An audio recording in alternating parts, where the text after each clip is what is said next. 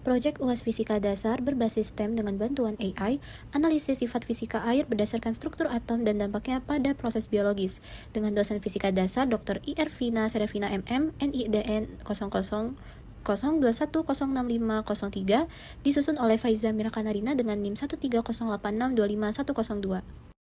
Aspek yang pertama adalah sains, yaitu atom merupakan unit dasar penyusun seluruh materi yang terdiri atas inti atom, proton dan neutron, serta elektron yang mengelilinginya. Setiap unsur memiliki struktur atom yang berbeda, sehingga menentukan sifat kimia dan fisika zat tersebut.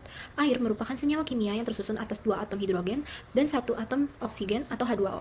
Susunan ini membentuk molekul yang tidak linear, sehingga distribusi muatan listrik di dalam molekul air menjadi tidak merata. Atom oksigen memiliki keelektronegatifan yang lebih tinggi dibandingkan atom hidrogen, sehingga pasangan elektron ikatan lebih tertarik ke arah oksigen. Perbedaan keelektronegatifan ini menyebabkan molekul air bersifat polar, dengan muatan parsial negatif pada atom oksigen dan muatan parsial positif pada atom hidrogen. Kepolaran molekul air memungkinkan terbentuknya ikatan hidrogen antar molekul air, yaitu gaya tarik elektrostatik antara atom hidrogen dari satu molekul dengan atom oksigen dari molekul lain yang berdekatan. Ikatan hidrogen antar molekul air memberikan kontribusi besar terhadap sifat fisika air. Salah satunya adalah tegangan permukaan yang tinggi. Tegangan permukaan terjadi karena molekul air di permukaan mengalami gaya tarik ke arah dalam yang lebih besar dibandingkan ke arah luar, sehingga permukaan air bertindak seperti lapisan elastis, dan sifat ini memungkinkan benda ringan seperti jarum atau serangga air dapat berada di atas permukaan air tanpa langsung tenggelam.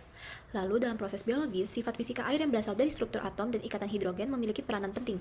Tegangan permukaan dan kohesi antar molekul air mendukung mekanisme kapilaritas, yaitu pergerakan air melalui pembuluh sempit pada tumbuhan dari akar menuju daun. Selain itu, kepolaran air menjadikannya pelarut yang sangat baik bagi ion dan molekul polar, sehingga air berfungsi sebagai media transportasi nutrisi, gas, dan sisa metabolisme dalam sistem biologis. Pengaruh zat lain yaitu sabun. Sabun bersifat surfaktan yang menurunkan gaya kohesi molekul air. Lalu untuk penurunan tegangan permukaan menyebabkan jarum tidak lagi dapat mengapung dan tenggelam. Lalu untuk dampak dalam proses biologis, yang pertama adalah tegangan permukaan berperan dalam transportasi air pada tumbuhan atau kapilaritas, lalu kemampuan serangga berjalan di atas air, dan distribusi cairan dalam sistem biologis.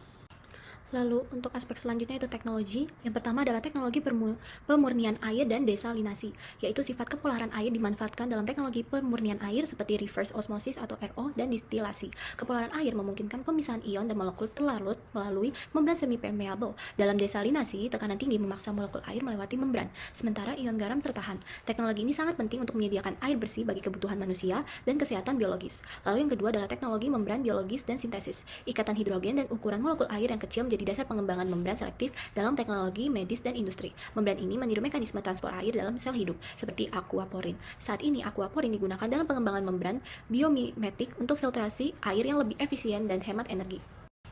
Percobaan tegangan permukaan air, yaitu jarum di atas air, menerapkan teknologi sederhana berbasis prinsip fisika fluida dan kimia permukaan. Teknologi ini memanfaatkan sifat kohesi molekul air akibat ikatan hidrogen yang menghasilkan tegangan permukaan tinggi. Teknologi yang digunakan yang pertama alat eksperimen sederhana, yaitu gelas bening berfungsi sebagai wadah transparan untuk observasi permukaan air. Yang kedua, jarum jahit digunakan sebagai indikator kuat lemahnya tegangan permukaan. Lalu ada sabun cair berperan sebagai surfaktan untuk menurunkan tegangan permukaan air.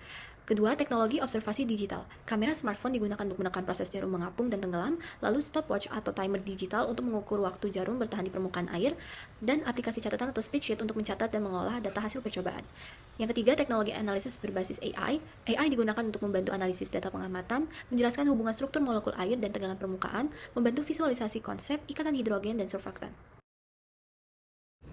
Alat dan bahan yang digunakan pada percobaan ini adalah gelas bening 1-2 buah, air biasa kurang lebih 200 ml per gelas, jarum 1-2 buah, sabun cair sekitar 1-2 tetes, kertas tisu, stopwatch atau timer, kamera HP untuk mendokumentasi, serta lembar pengamatan untuk mencatat hasil pengamatan.